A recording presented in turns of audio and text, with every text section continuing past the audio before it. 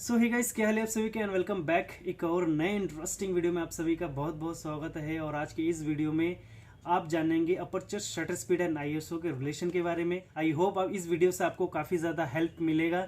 समझते हैं aperture, shutter speed and ISO को, इन तीनों के रिलेशन को, क्या कॉम्बिनेशन है, तीनों को किस तरह से बैलेंस करना होता है। एंड रियली अगर आप इस वीडियो को देख लेते हैं और समझ जाते हैं तो आप अपने कैमरे में काफ़ी अच्छी सेटिंग्स भी कर लेंगे और फोटोग्राफी तो बिल्कुल लाजवाब कर ही पाएंगे। बेसिक क्या होता है फ्रेंड्स, सबसे पहले हमें समझना होता है कि कैमरे में जो लाइट आ रही है उसको कैसे समझेंगे, कितनी लाइट आ रही है। आपने कोई सा भी सेटिंग अप्लाई कर रखा हो एम मोड पे, ठीक है, सिंपली मैं मैनुअल मोड पे ही आपको समझा रहा हूँ। सबसे पहले आप कैसे समझेंगे, अगर आपके पास निकॉन कैमरा हो, आपके पास कैनन कैमरा हो या फिर कोई अदर ब्रांड हो, तो आप कैसे समझेंगे। तो नीचे आपको एक इंडिकेटर दिखेगा प्लस या माइनस का, या तो अप में होगा या फिर डाउन में होगा। इंडिकेटर किस डायरेक्शन में है वो आप देख लीजिएगा। अगर वो नेगेटिव की तरफ है, ठीक है, तो कैमरे में आने वाले लाइट बहुत कम है। माइनस में आपका कैमरा बोलेगा कि आपके लाइट की जरूरत है। या इंडिकेटर फ्रेंड्स आपके प्लस के साइड में है तो आप समझ जाए कि कैमरे में जो लाइट ट्रेवल कर रही है ना वो बहुत ज्यादा है। मतलब अगर आप फोटो क्लिक करेंगे ना तो ओवर एक्सपोज हो जाएगा। मैं आपको बताऊंगा कि अपर्चर से हम क्या कर सकते हैं, शटर स्पीड से क्या कर सकते हैं और आईएसओ से हम क्या कर सकते हैं। तीनों को मैं एक्सप्लेन करूंगा। सबसे पहले शटर स्पीड को समझते हैं और जानते हैं कि शटर स्पीड से किस टाइप की फोटोग्राफी होती है और इससे लाइट कैसे कंट्रोल होता है। तो शटर स्पीड से हम फास्ट मूविंग सब्जेक्ट को कैप्चर कर सकते हैं। मान लीजिए आपके सामने कुछ ऐसी एक्टिविटी चल रही है, बहुत फास्ट है, ठीक है, तो आप एक फास्ट शटर स्पीड का यूज करके उसे कैप्चर कर सकते हो। तो फास्ट शटर स्पीड पॉइंट्स कैसे समझ पाएंगे, ठीक है, 1y200, 1y300, 1y500, 1y600, 1y1000।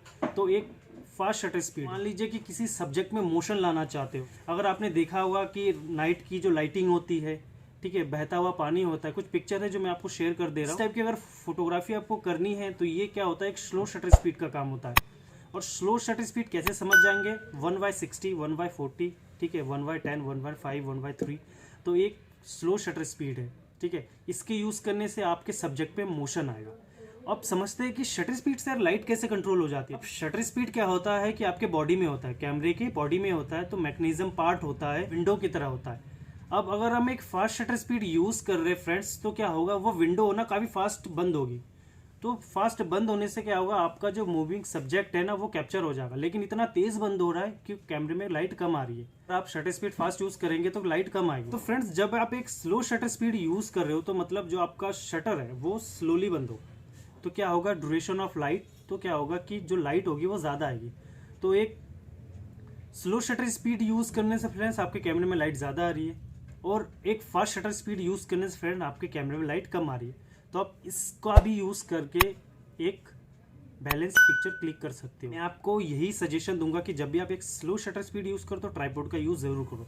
इससे क्या होगा कि स्टेबिलिटी बनी होगी, फोटो जो होगा वो बिल्कुल स्टिल आएगा, वो ब्लर नहीं होगा। फ्रेंड्स, अगर शटर स्पीड से रिलेटेड कोई क्वेश्चन होगा तो आप मुझे कमेंट करके पूछ सकते हैं, मैं इसका रिप्लाई जरूर दूंगा।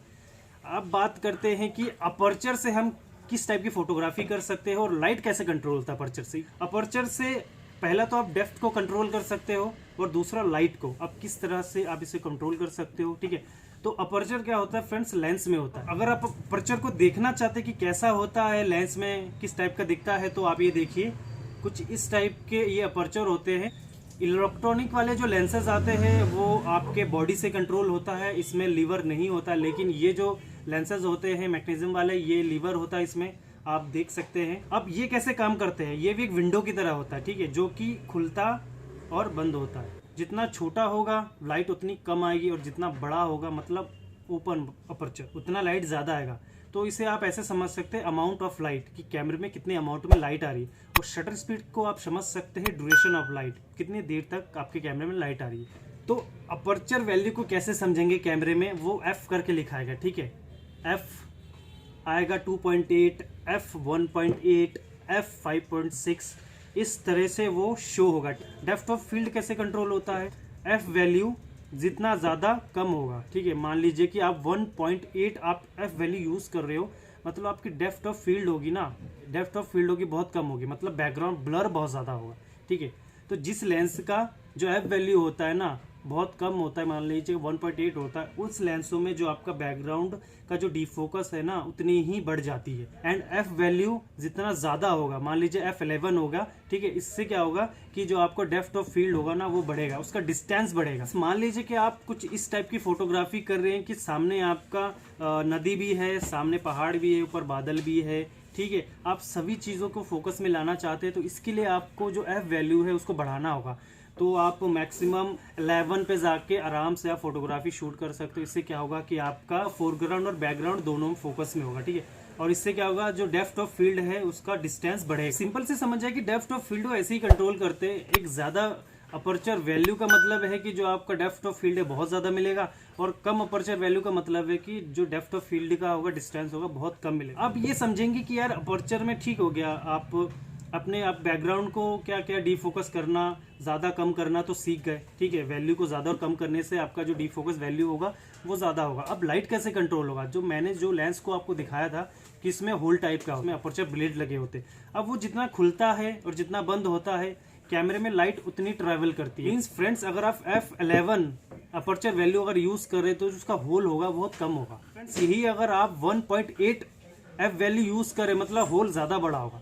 तो दोनों कंडीशन में कि आप एफ वैल्यू को बढ़ाएंगे तो कैमरे में जो अमाउंट ऑफ लाइट है वो कम आएगी, और एफ वैल्यू को अगर घटाएंगे मतलब 1.8 बढ़ाएंगे तो होल बड़ा होगा, इससे कैमरे में लाइट ज़्यादा ट्रेवल। तो ये दो कंडीशन है, ठीक है, अपर्चर एंड शटर स्पीड को मैंने दोनों को बता दें कि आप किस टाइप की फोटोग्राफी होती है एंड लाइट को कैसे बैलेंस करते हैं। बहुत ईजी है, ठीक है, जब मैं बता रहा होता तो अगर आपके पास कैमरा है तो आप प्रैक्टिकली कर सकते हैं इस चीज़ को। लास्ट में समझते हैं फ्रेंड्स, आईएसओ को समझते हैं।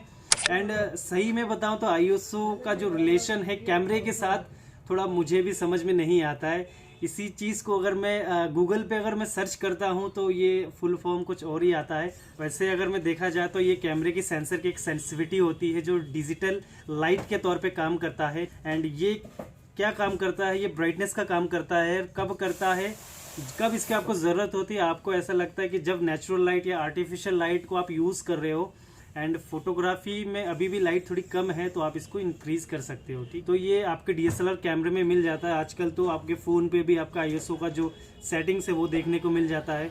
तो ये एक सेंसर की सेंसिटिविटी, लाइट सेंसिटिविटी आप समझ सकते हो इससे, कि जब आपका जो नेचुरल लाइट आप यूज़ कर रहे हो या फिर कोई आर्टिफिशियल लाइट यूज़ कर रहे हो और उसके बावजूद भी अगर आपके कैमरे में कम लाइट आ रही है, कम एक्सपोजर आ रहा है, तो आप आईएसओ का यूज़ करके उस अपने फ़ोटो को बैलेंस कर सकते हो। बट हमेशा ध्यान रखिएगा, कहीं भी अगर लाइट कम है, मतलब कम क्या बहुत कम है, तो वहाँ पे आईएसओ को बहुत ज़्यादा बूस्ट मत कीजिएगा।